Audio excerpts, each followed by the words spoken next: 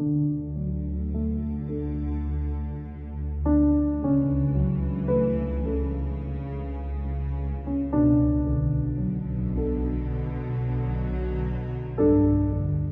tal, hermanos? Bienvenidos sean a un comentario más de nuestra lección de Escuela Sabática. Estamos directamente desde la Iglesia Central de Tuxtla Gutiérrez, Adventista del Séptimo Día. Es un gusto poder saludarlos y darles la bienvenida en esta ocasión. Mi nombre es Jonathan Jerónimo.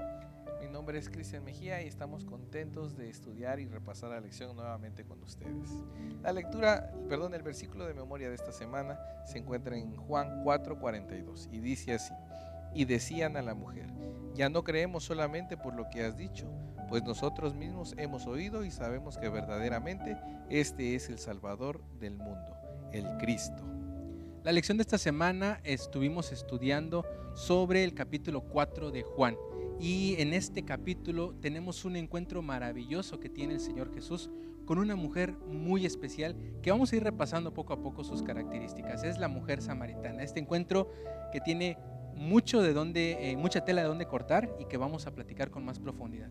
Y nuevamente el autor de la lección nos sorprende con una comparación donde encontramos semejanzas que quizás no nos habíamos percatado, pero hay una enorme lección en esta escuela sabática. Sobre todo por cómo Jesús trató con estos temas difíciles sobre la acepción de personas, que es algo muy importante para nosotros hoy en día. Para Jesús nosotros todos somos iguales en el sentido de que todos valemos lo mismo para Él. Somos valiosos cada uno de nosotros, independientemente de nacionalidad, raza, cultura, origen, estatus económico. Para Dios todos somos importantes. Partimos de que la sangre de Cristo es el regalo más valioso que pudimos haber obtenido, y eso quiere decir que abarca a todos por igual. Así es, y mientras Jesús estuvo con nosotros se enfrentó a múltiples barreras culturales, barreras sociales, pero todas esas las fue derribando poco a poco. ¿Cómo lo hizo? Vamos a verlo durante la lección de esta semana. Vamos a dividir nuestro estudio en dos grandes partes. Número uno, el contexto histórico entre los judíos y los samaritanos para que podamos entender por qué este encuentro se desarrolló de esta manera. Y número dos, cómo los samaritanos aceptan al Salvador y el ejemplo que Jesús nos dejó a nosotros como misioneros de Cristo.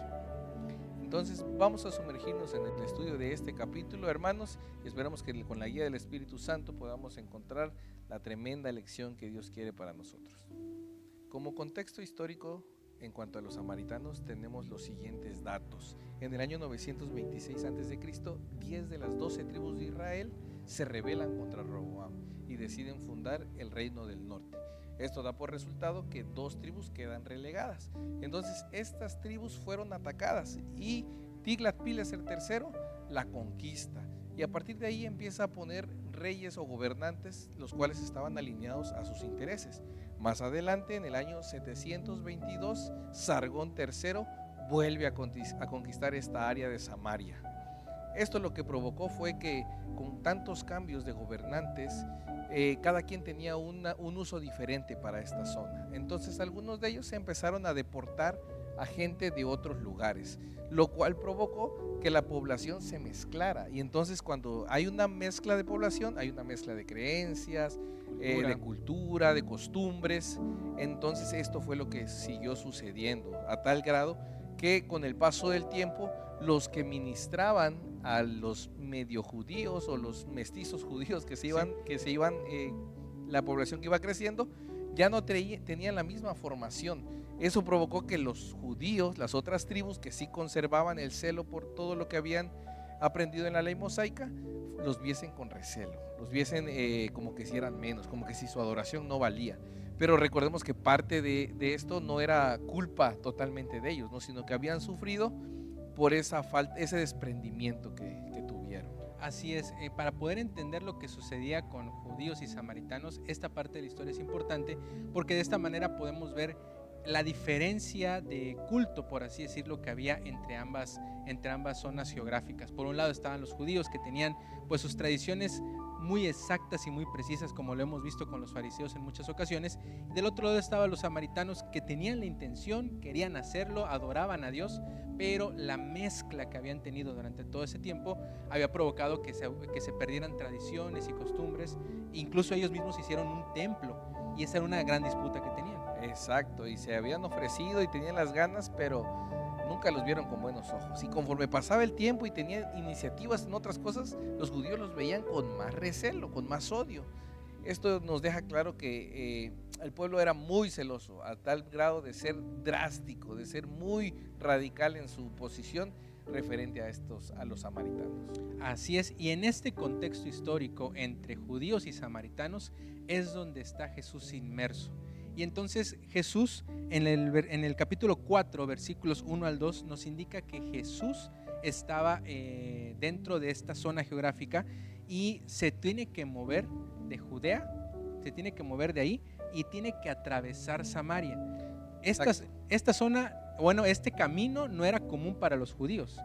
Tenía que llegar de Judea a Galilea y lo más sencillo era atravesar por Samaria.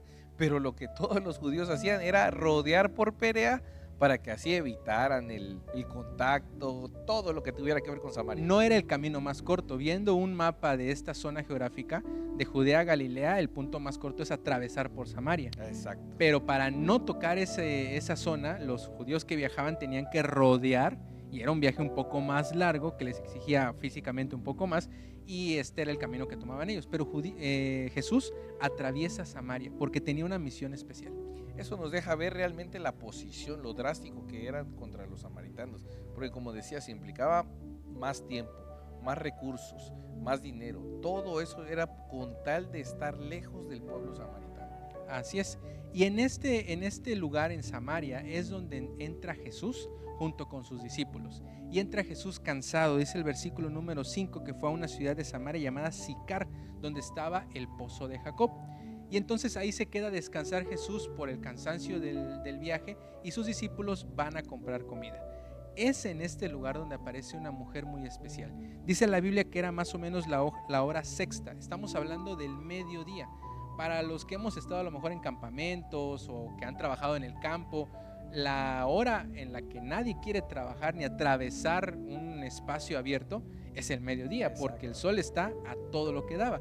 Y las mujeres en ese tiempo, en ese entonces, y los hombres y todos los que cargaban agua al pozo, lo hacían o muy temprano o en la tarde. Exacto, así como en la historia de Rebeca cuando se encuentra con el siervo de Abraham, fue en uno de sus momentos, pero nadie lo hacía al mediodía. Si lo hacías al mediodía quería decir algo. Exactamente. La mujer estaba evitando contacto con otras personas.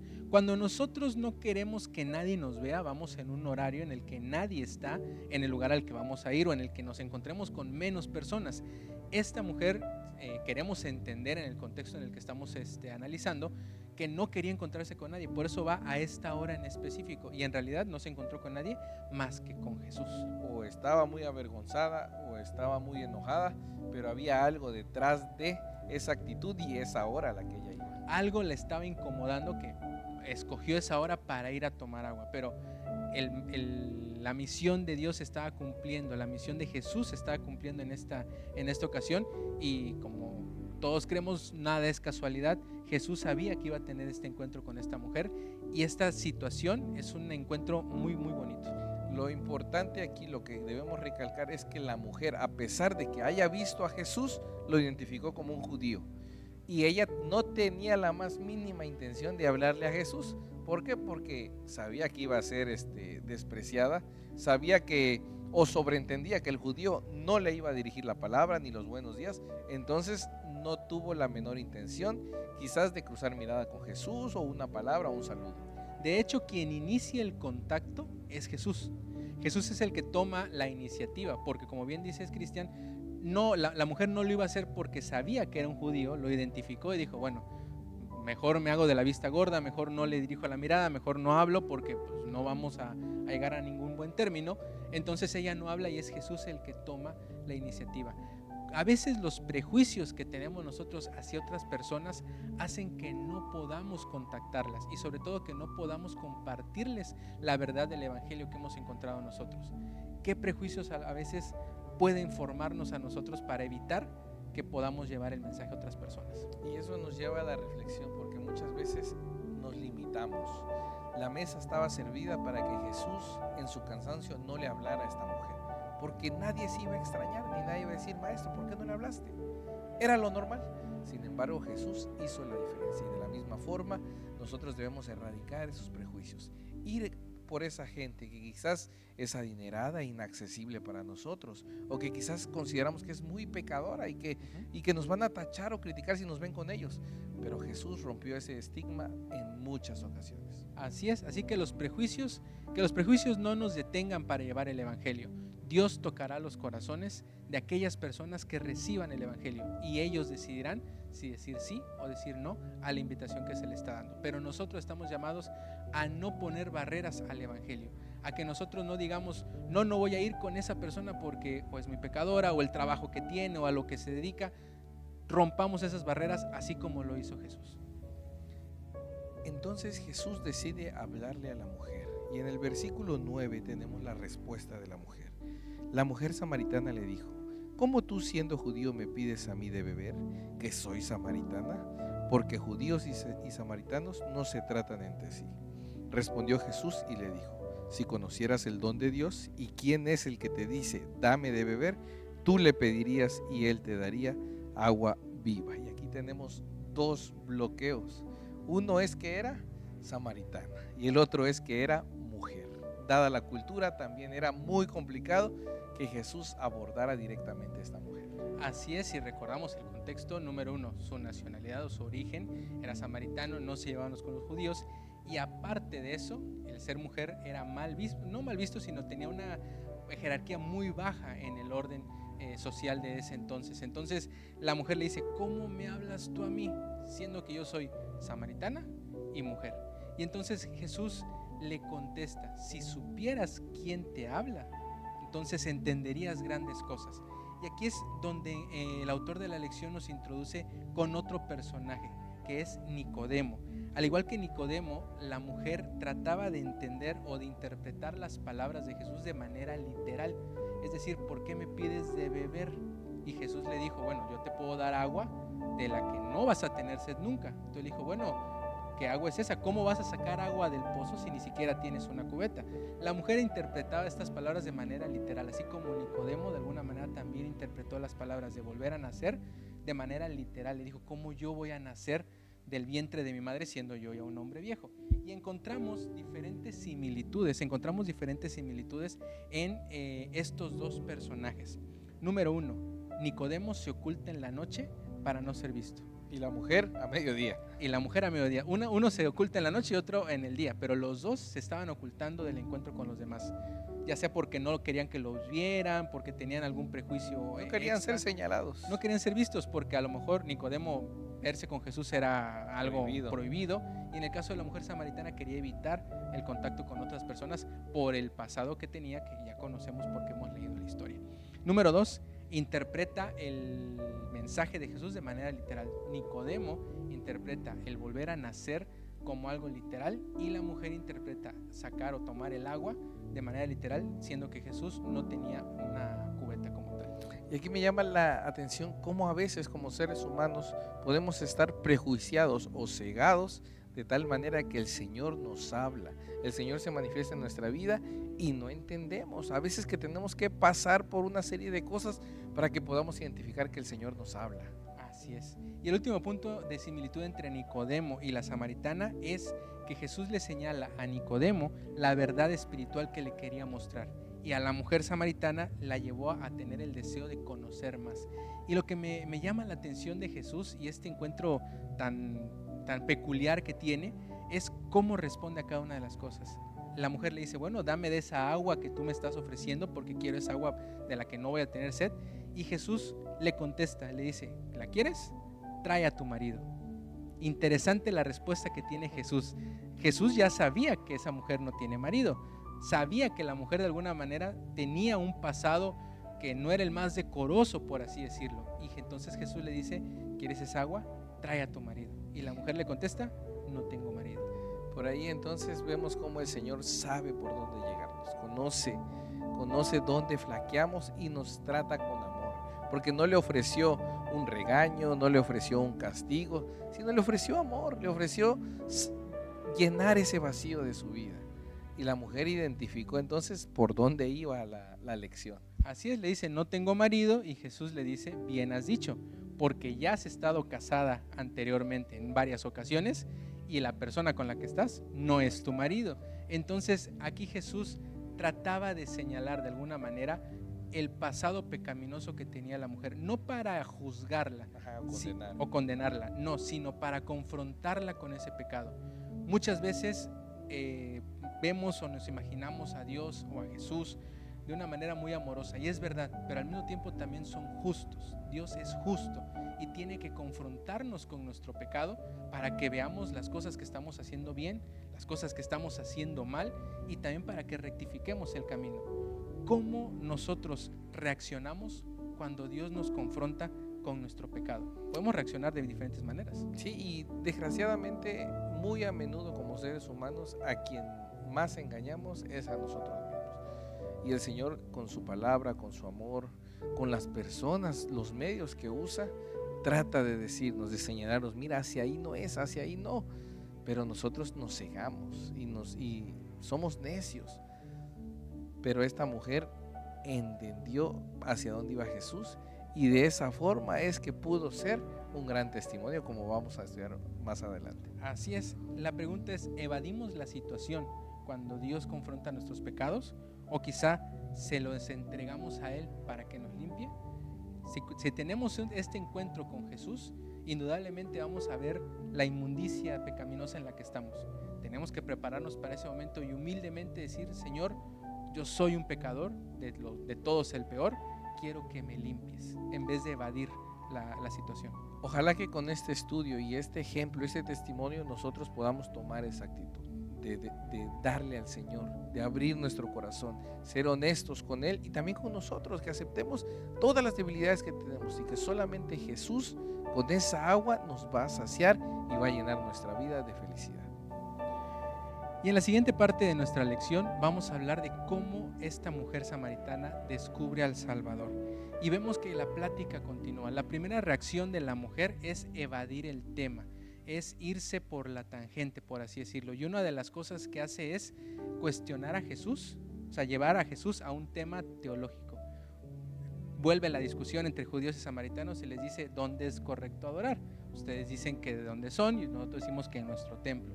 Y entonces Jesús, con todo el amor, con toda la paciencia, le explica que hay que adorar a Dios independientemente del lugar en el que estemos. A veces tenemos el prejuicio de que solamente en la iglesia podemos adorar. Y es que es importante que vengamos a la iglesia, que estemos en el templo, que adoremos, que nos congreguemos.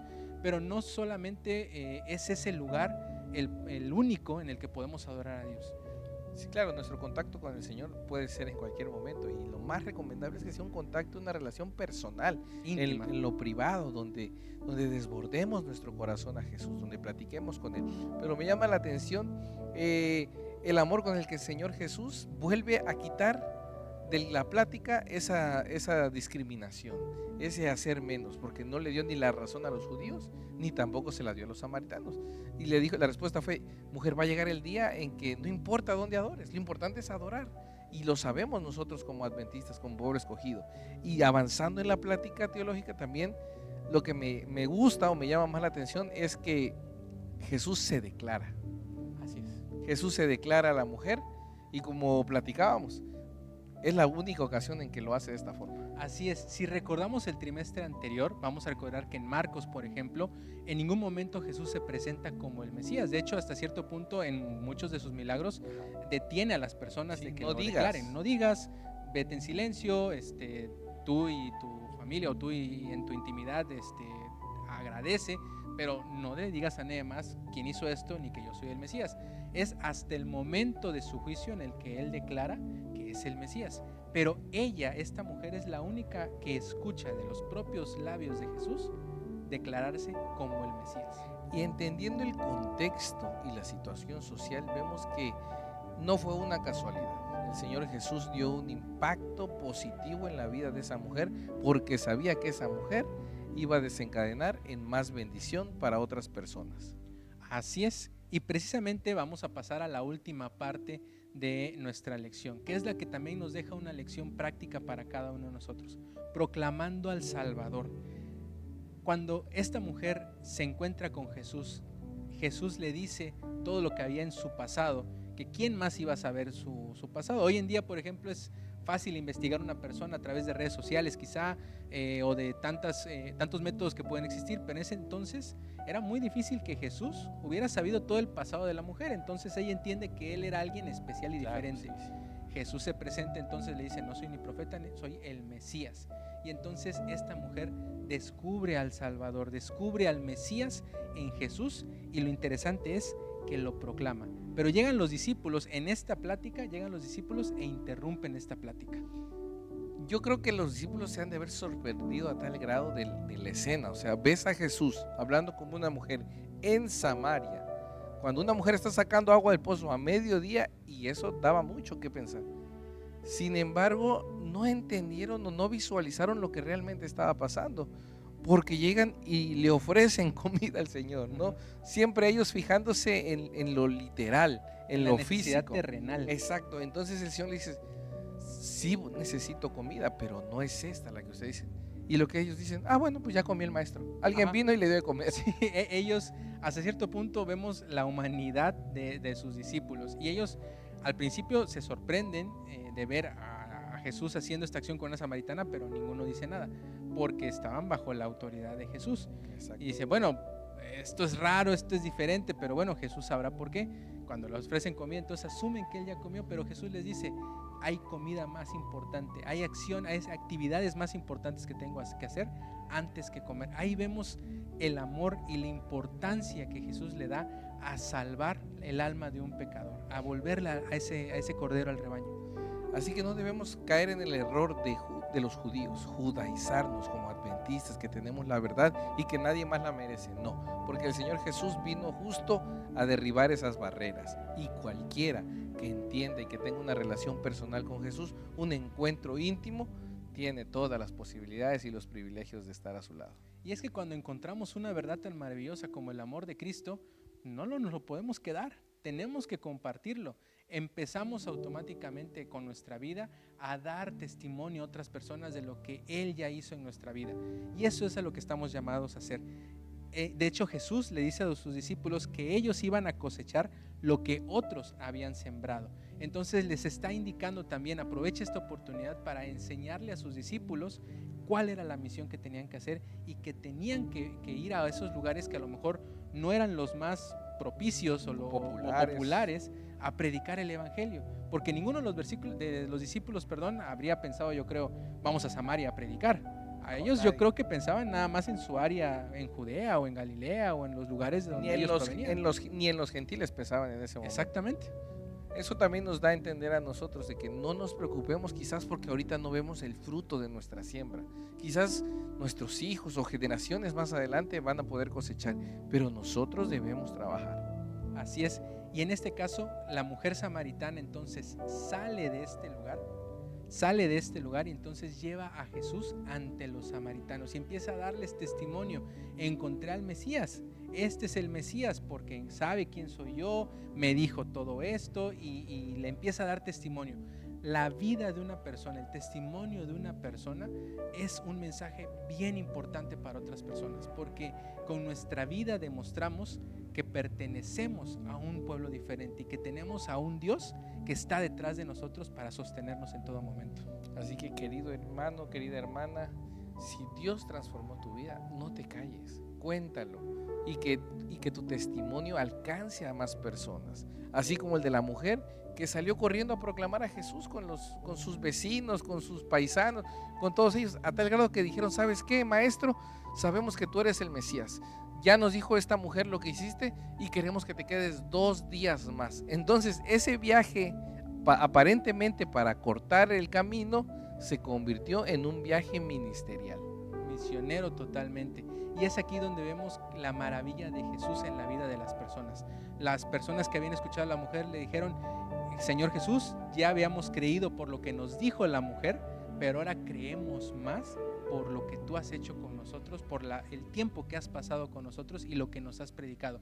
Ahí podemos ver lo poderoso que puede ser una vida de testimonio. Todos ya habían creído por lo que había hecho la mujer, y eso fue lo que trajo a Jesús a este lugar.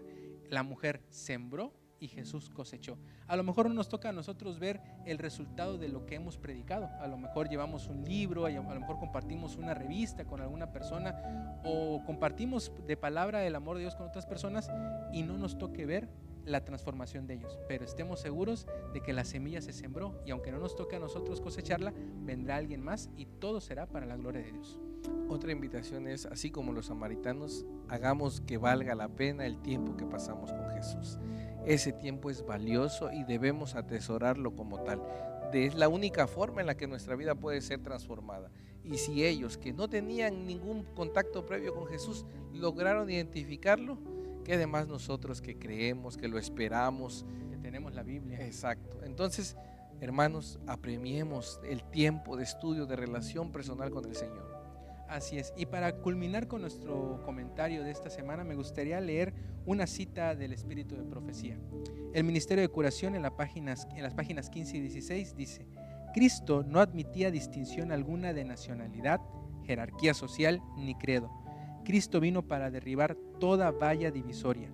Vino para manifestar que su don de misericordia y amor es tan ilimitado como el aire, la luz o las lluvias que refriegan la tierra. La vida de Cristo fundó una religión sin castas, en la que judíos y gentiles, libres y esclavos, unidos por los lazos de fraternidad, son iguales ante Dios. Lo que conmovía el corazón de Jesús era el alma sedienta del agua de vida. ¿Estamos sedientos de esa agua?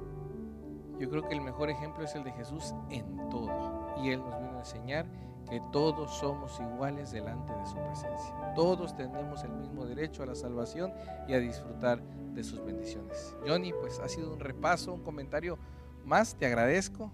Hemos disfrutado la verdad del estudio de la palabra y meditar en la historia de la samaritana y también recordar un poquito a Nicodemo. Así es. Gracias, Cristian, por acompañarnos en ese comentario y también gracias a todas aquellas personas que nos han visto en estos videos que se están produciendo y sobre todo también aquellos que han hecho algún comentario, que nos han mandado algún mensaje. Muchas gracias por estar al pendiente de estos videos y compartámoslo, no para que el video se haga famoso, sino para que este estudio pueda llegar a esa persona que lo necesita.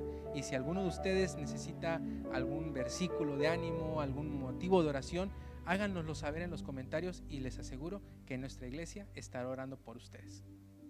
Gracias, Johnny. Nos vemos entonces la próxima semana. Así es, hasta la próxima.